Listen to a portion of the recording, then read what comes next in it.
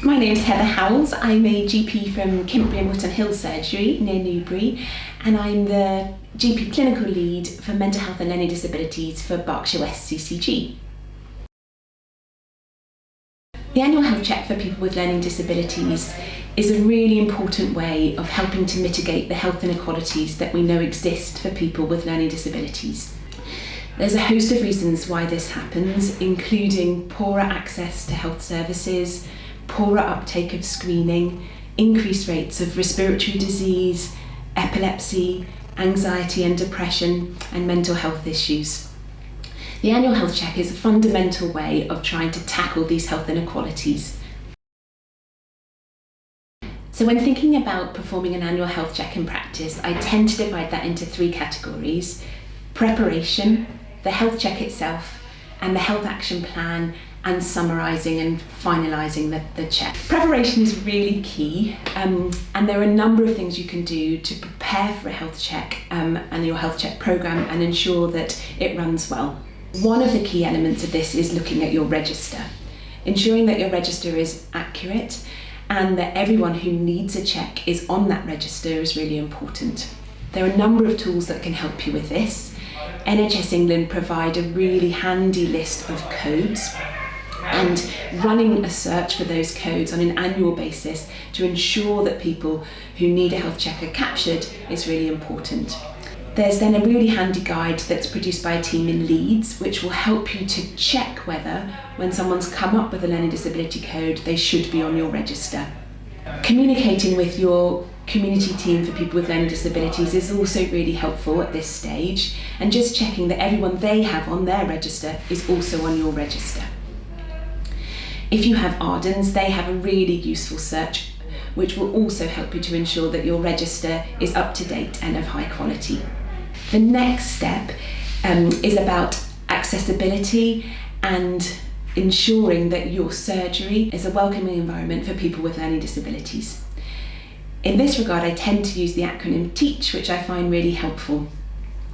T stands for time.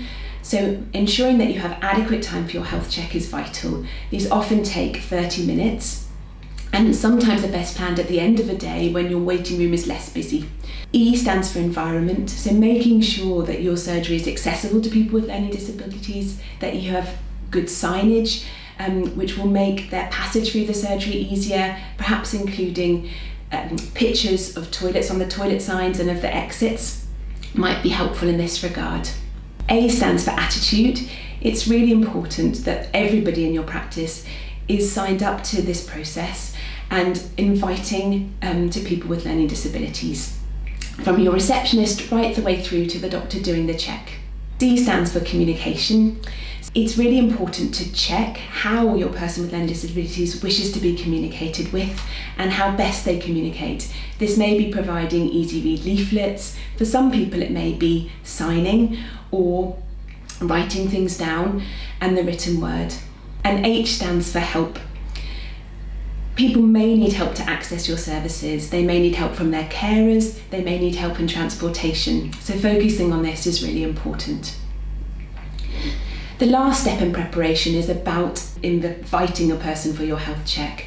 There are a number of easy read invitations which are useful to send out, including the date and time for the check. And we tend to send also a pre-check health questionnaire in an easy read format with the invitation. The health check questionnaire is a really good way of gathering information that the patient and carer can provide prior to the check. It sets the scene for the check, reduces anxiety, and helps improve the effectiveness of the annual health check. So the check itself is a top-to-toe holistic check which really focuses on the patient's lifestyle, their medication, and any lifestyle modifications that they could make to improve their health and well-being. Normally the check would be split into two: a 30-minute check with a healthcare assistant or a nurse to take basic observations including blood pressure, height and weight, a urine dipstick, and any bloods that you might want. And then a follow-up 30-minute appointment with the GP to go through all those observations, to look at their last health action plan that they might have completed and see whether any of those targets have been met, and to examine the patient and complete the review. A really important element of the check is not just to screen, but to intervene. Remember that people with learning disabilities often have poorer access to things such as breast and cervical screening, so to focus on those in your check is often very helpful. So COVID has obviously brought about some significant differences in how we're operating in practice, and as a result we have developed a remote health check approach. If you feel that it's sensible to use this approach, what we would suggest you do is send out the pre-check questionnaire, inviting the patient to complete it and send it back to you. Once you've received the questionnaire, we'd suggest that you go through the questionnaire in practice, highlighting any areas that may need either a face-to-face check or further follow-up.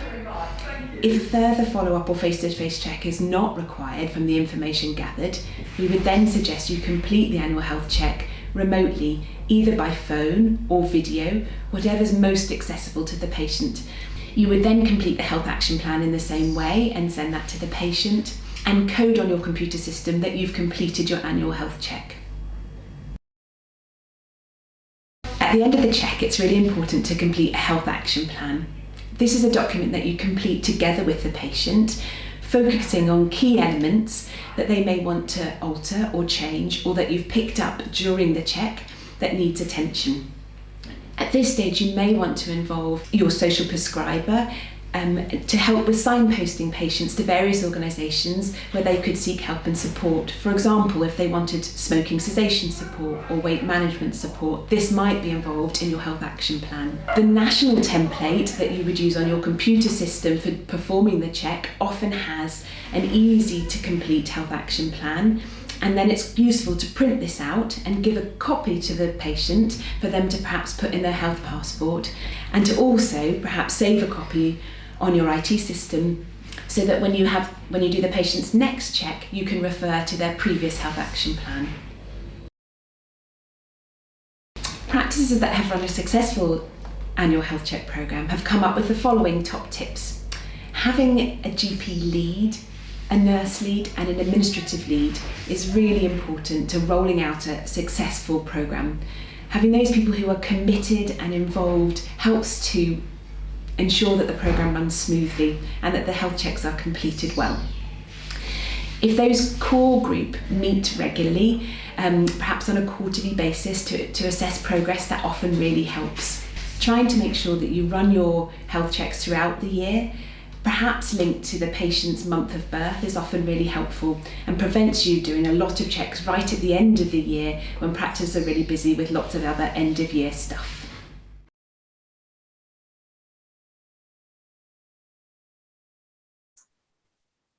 The annual health check is really important because it helps us get to know our doctor better.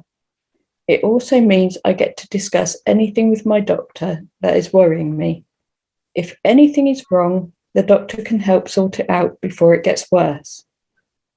During COVID-19, the check is done remotely. This means that everyone can feel and stay safe. We get questionnaires in the post which can be filled in on our own or with a carer. We should never be afraid to ask for help if we need it. The questionnaire asks questions like, do we have a health action plan? How do we prefer to communicate? Who looks after us? If we need healthcare support, questions about diet, how we feel, and specific health questions. When the form is completed, it can be sent back to the doctor.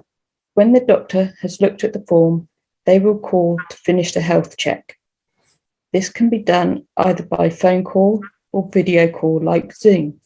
This means the doctor can check any other questions they have from the questionnaire sent back to them.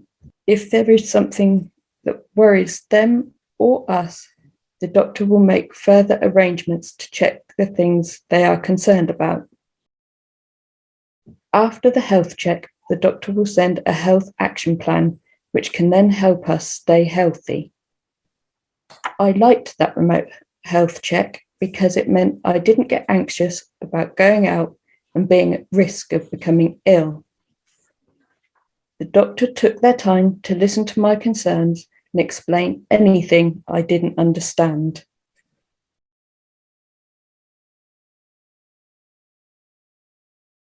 During COVID, if an annual health check is carried out in person, precautions should be taken to safeguard everyone's welfare.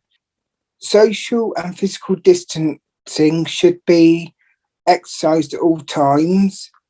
A lateral flow test should be carried out before the check. If the test is positive, the check should be rescheduled for a time following a PCR test and self-isolation period.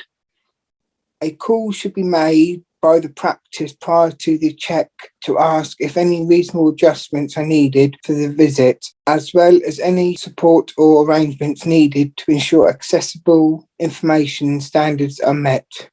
This means a person having the annual health check can be communicated with in the way that suits them best. A temperature check should be carried out on arrival. If possible and available, the practice should arrange transportation for the person to travel to the practice and home following the annual health check.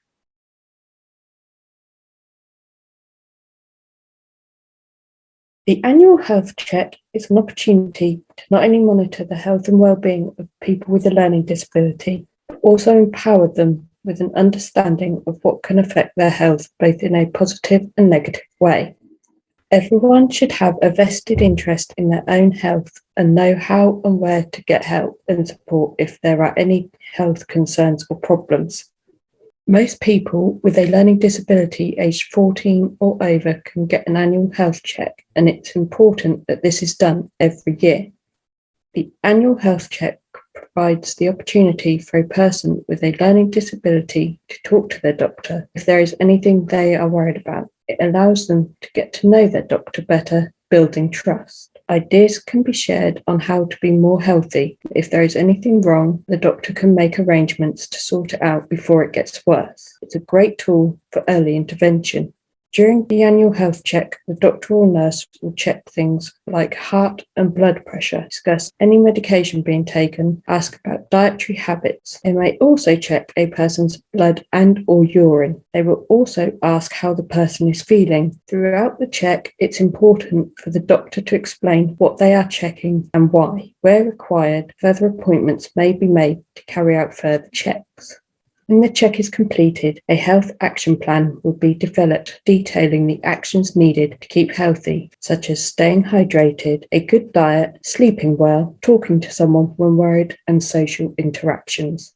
Delivering a good annual health check is more than just about the check itself. It's about the end-to-end experience from the initial letter to the journey at the surgery, arriving, waiting, and having the check, and understanding the action plan and any follow-ups needed. This will encourage more people to not only have the annual health check, but also to keep having it every year.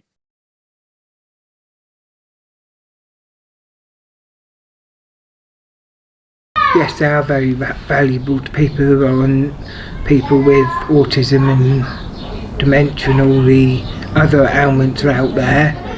It's very valuable, I think.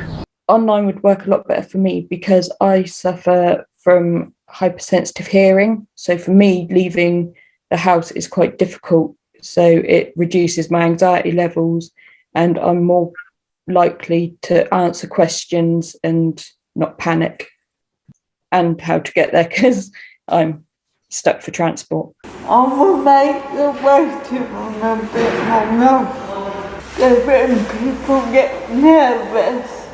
Obviously, after COVID, it would be better if I could have it online, because I'll be very nervous going back to the surgery because of the other people. They may have any other illnesses which I may catch and I don't want to catch them.